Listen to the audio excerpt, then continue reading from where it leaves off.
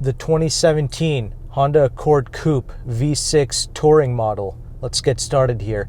This is a vehicle that I have been wanting to check out for quite some time now, because this is really the last V6 Accord that was made. This 3.5 liter naturally aspirated V6 producing 278 horsepower and about 252 pounds-feet of torque, and that is on regular fuel. Gets about 21 in the city and 32 on the highway MPG wise. And who do we have to thank for this opportunity? It is none other than European Performance in Raleigh, North Carolina. So if you are interested in this vehicle, this very clean example with the kind of beige / black leather seats, you may certainly hit them up. And this vehicle has just under 60,000 miles on it, going for a little under $26,000. In my little quest for relatively affordable daily driver type cars, this is one of the vehicles I really want to check out. I already did a video on a 2014 Toyota Avalon, so if you want to check that out, go ahead. But I really like Honda because they are one of the more dynamic normal cars you can get. In fact, they are pretty much the best normal car in terms of driving anyway.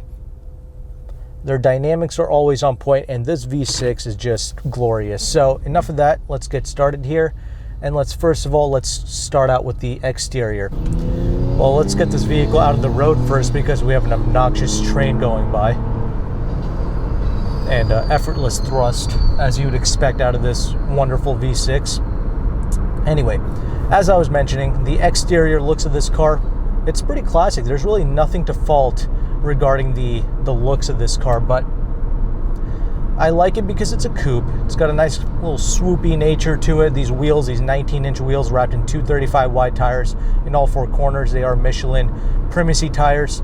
It adds to the look. I like the look of these wheels, and I'll talk more about the comfort later, but you put everything together, it's got a clean aesthetic to it. And most of all, the reason why you would consider something like this over, some other high horsepower alternative vehicle, more sportier, maybe a rear-wheel drive alternative, is because this is a Honda. You know it's going to be reliable. You know the resale value of this is going to be incredible because it's the last naturally aspirated V6 in an Accord.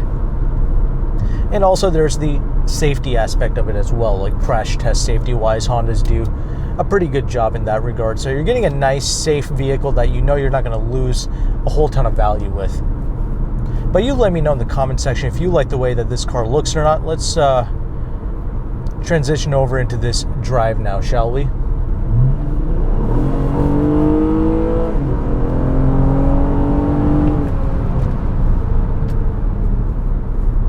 As I mentioned earlier, the power is just effortless in terms of the way it kind of surges off, and it's got a nice, kind of mechanical tone to it. And we can also kind of shift it into the sport mode here.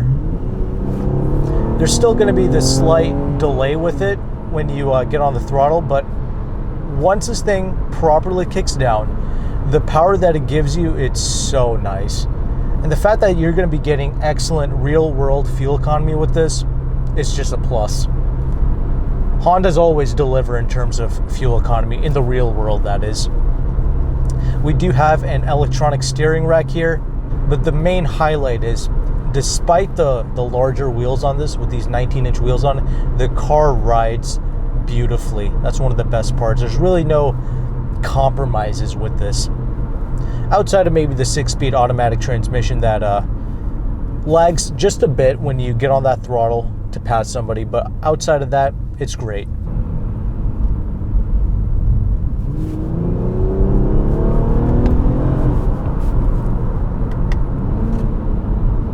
The paddles do a decent job reacting. Yeah, the handling of this, really not bad. It sticks pretty well to the road. The only thing is, if you want this vehicle to stick when you're doing like an immediate right-hand turn or a left-hander turn, or even if you're just getting off the line and you just punch it or floor it, you're probably going to want a little bit more of a stickier set of all-season tires. And the reason why I recommend all-season tires is because, well, they seem to be a little bit quieter on an everyday use compared to a summer tire. So, this is an efficient, economical vehicle. You don't want to put some crazy summer tires on it and ruin its everyday drivability. No, this can be a great all-rounder if you just put some great all-seasons. When I had my 2010 Acura TSX and I had Continental Extreme Contact DWS 06s on it. It did great in the snow. It did great in the rain. I was able to drive at like 80 plus miles an hour on the highway, even when it's like pouring rain, and the vehicle just felt like you were driving on dry roads. You can pretty much do the same thing with this Honda product, and you'll just get a little bit more grip when you floor it or when you drive it from day to day. But these Primacy tires are great for in terms of the quietness and the soft ride that it provides. But yeah, if you want to compare this car to some of the Acura products, like the TLX that has a V6, right? One of the things I noticed about the A-Spec V6 model of the TLX from the previous generation, not the latest 21, but like the 2018 TLX, right? The induction tone of that engine when you got on the throttle, it was much stronger than this.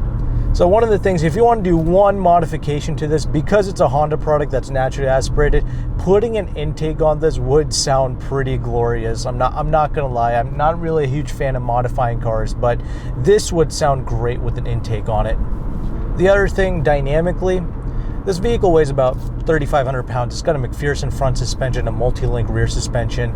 This feels a tad bit heavier to drive than an Acura product. And I don't mean that in a bad way, like this is a heavy car, it feels like a pig, it's all over the place. No, that's not what I really mean.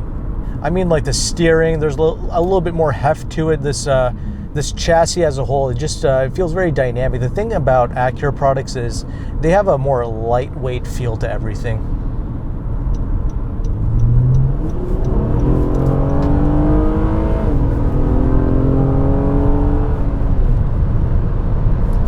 Every time you wind it out in this thing, it just feels great. It's just a satisfactory experience.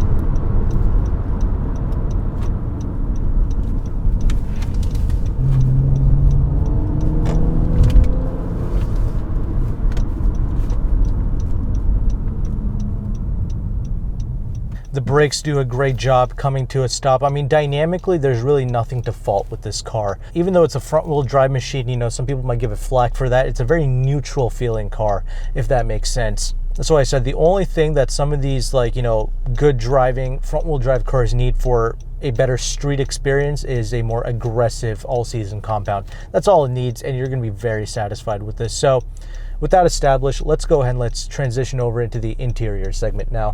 It's been a great driving experience, and this cabin space has been very quiet as well. Not too much tire noise, not too much wind noise. Even though this does not utilize double pane glass, it's still a very quiet experience in here. The newer Honda Accords, they take that to like one step further, but you're going to be getting a turbocharged motor with that.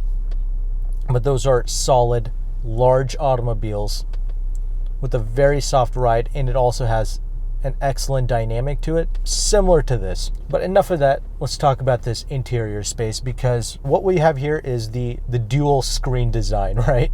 I've experienced this with like the Acura products, like the TLX and the RLX, things like that, but it's not terrible to use. I don't despise it. What many people do hate is the lack of a volume knob, but this actually has like a touch haptic kind of slider for the volume, which isn't the worst thing in the world. You also have volume controls right on your steering wheel as well, so it's not the worst thing, but again, I can understand why some people might complain about it. But this infotainment, it's not the worst. You can absolutely live with it, and it is easy to react, and it has its own built-in navigation as well, so it's not terrible.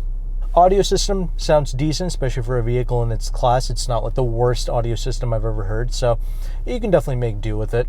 One thing I really like is the climate control in this is completely separated from both of these screens. So you have your own dedicated temperature controls, your fan speed.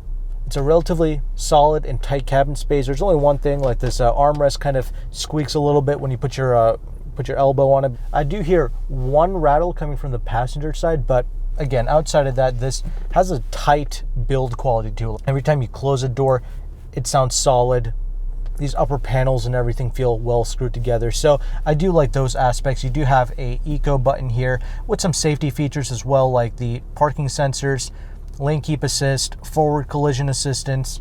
And this is a pretty high spec touring trim, so you have these excellent leather seats. It's powered on the driver's side, but it is manual on the passenger side, but you know, who cares about the passenger? You have some great lumbar support. The seats themselves are very comfortable. This is a non-fatiguing driving experience.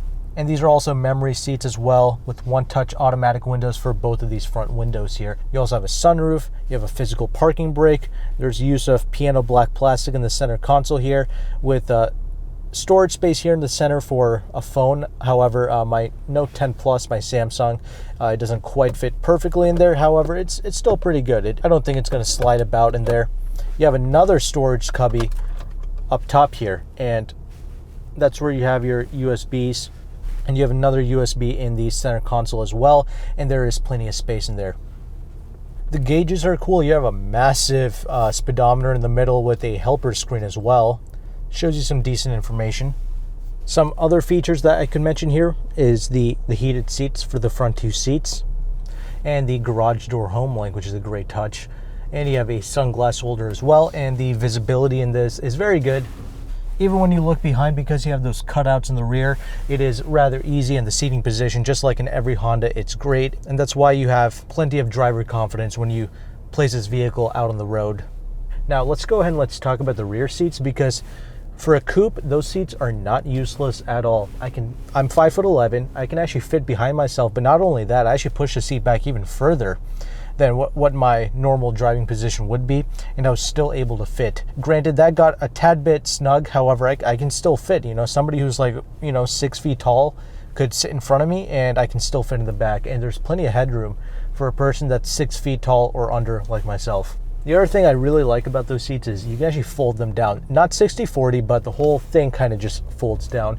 But the trunk size is great for a coupe. You also have a spare tire, and with the seats folded down, you can fit some larger items back there. So as far as coupes go, this is a very practical one.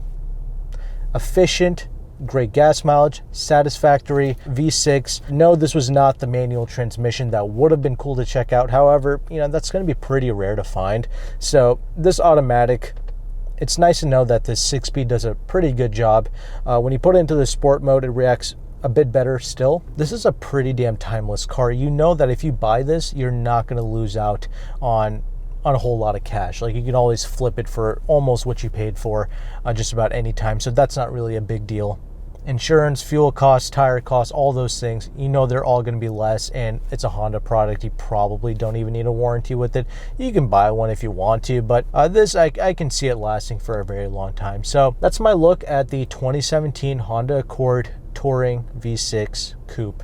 If you're interested, I'll leave all of European Performance's information down in the description box, like I already mentioned. So thank you again to them for letting us check this car out. Hopefully you found value with this review.